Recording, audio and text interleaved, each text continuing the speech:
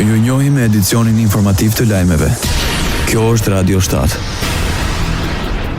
Ministria e Drejtësisë së Maqedonisë së Veriut të mohon studentëve shqiptar dhënien e provimit të jurisprudencës në gjuhën shqipe. Sipas asaj, ky provim shërben edhe si test për njohjen aktive të gjuhës maqedonase. Ministria në Shkup argumenton se njohja e maqedonishtes është kusht ligjor për ushtrimin e profesioneve juridike.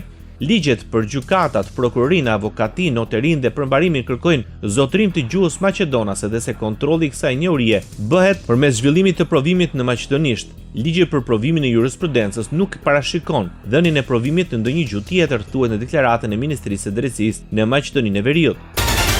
Studentët shqiptar të juridikut në Maqedoninë e Veriut po përballen me një pengesë të re. Provimin e jurisprudencës nuk mund ta japin në gjuhën shqipe. Bëhet fjalë për provimin që është kusht për të bërë gjyqtar, prokuror, avokat, noter apo përmbarues. Pa kaluar këtë provim, asnjë jurist nuk mund të ushtrojë profesionin në sistemin e drejtësisë. Së fundmi 385 studentë shqiptar nga 3 fakultete juridike, nga Universiteti i Tetovës, Universiteti i Europës Juglindore dhe Universiteti Nën Tereza, dorëzuan një peticion ku kërkojnë që ky provim të zhvillohet edhe në gjuhën shqipe krahas maqedonishtes. Ata thonë se kjo u takon me ligj pasi studentët i kryejnë në shqip dhe gjuha shqipe është gjuhë zyrtare.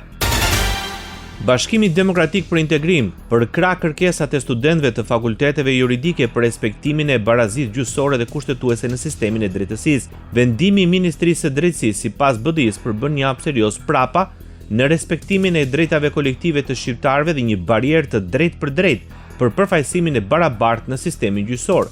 Arsyet e dhëna nga Ministria të mbështetura në interpretime selektive të ligjeve dhe në hierarki të njashme ligjore janë në kundërshtim me frymën e kushtetutës me ligjin për përdorimin e gjuhëve dhe me standardet europiane të barazisë dhe mosdiskriminimit, deklarojnë nga Bashkimi Demokratik për Integrim.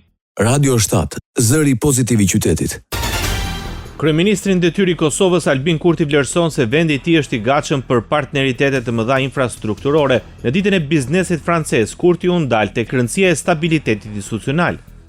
Së pari, Kosova është e gatshme për partneritete të mëdha infrastrukturore. Së dyti, Kosova është e hapur për investime serioze. Dhe së treti, Kosova po zgjeron mundësi tregtare me Evropën, me rajonin dhe më gjerë. Për kreun e qeverisë Kosovës, vendi i tij është pozicionuar për të shërbyer me rendiment tregjeve rajonale dhe europiane. Po e përmirësojmë klimën e investimeve përmes reformave që zvoglojnë barrën administrative dhe rrisin transparencë. Duam investime që krijojnë vende pune cilësore, mbështesin eksportet dhe ndërtojnë kapacitete reale veçanërisht në prodhim, shërbime, teknologji informative dhe rritje të gjelbër. Ishte Albin Kurti. Gjykata speciale në Hag zgjat paraburgimin e Hashim Thaçit. Mbi të rëndon akuza për vepra penale kundër administrimit të drejtësisë. Vendimi është marrë nga gjyqtari i vetëm në këtë rast, Christopher Gosnell. Në të është konstatuar se ekziston rreziku real që në rast se ai lirohet mund të pengojë ecurinë e procesit dhe të kryejë vepra të tjera penale. Fillimi i gjykimit ndaj Hashim Thaçit, Bashkim Smakajt, Isni Kiliat, Fadil Fazliut dhe Hajredin Kuçit për vepra penale kundër administrimit të drejtësisë është caktuar për 27 shkurt 2026. Ish presidenti i Kosovës ndodhet në qendrën e paraburgimit në Hag që nga nëntori vitit 2020. Ai është duke u gjykuar për krime lufte, si dhe vitin e kaluar është ngritur akt akuza kundër administrimit të drejtësisë.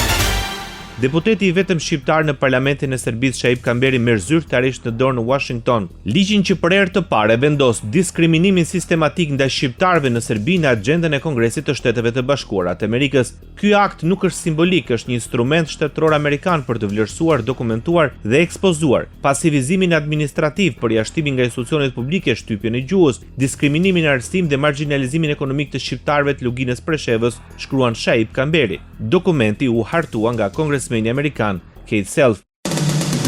Ndoqët lajmet shkurt në Radio 7, zëri pozitiv i qytetit.